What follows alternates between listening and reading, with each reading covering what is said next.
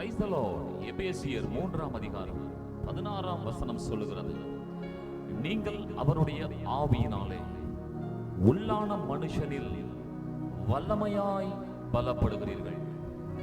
அன்புக்குரியவர்களே, உள்ளான மனிதனிலே ஒரு வேதனை, ஒரு சோகம், ஒரு பலவீனத்தை இந்த காலை வேளையிலே உணர்ந்து கொண்டிருக்கலாம்.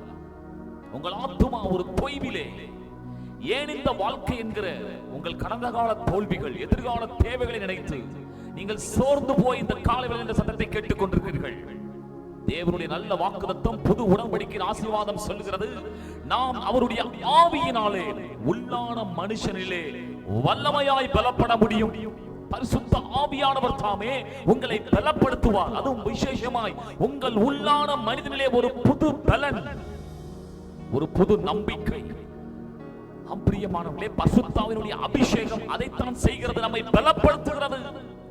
இந்த காலை நேரத்திலே தம்முடைய பரிசுத்த ஆவியானவராலே உங்கள் உள்ளான மனுஷனை பலப்படுத்துகிறவர் இன்றைக்கு இந்த காலை நேரத்திலே உங்கள் சோர்வுகளை மாற்றி, உங்கள் வேதனைகளை மாற்றி, ஒரு புது தைரியத்தை கொடுத்து, ஆவியானவராலே எல்லாவற்றையும் செய்யும்படியான வல்லமையை கொடுத்து உங்களை ஆசீர்வதிப்பார். இது புது உடன்படிக்கையின் ஆசீர்வாதம். கர்த்தர் பிரியாய் நம்மை ஆசீர்வதிப்பாராக. ஆமென்.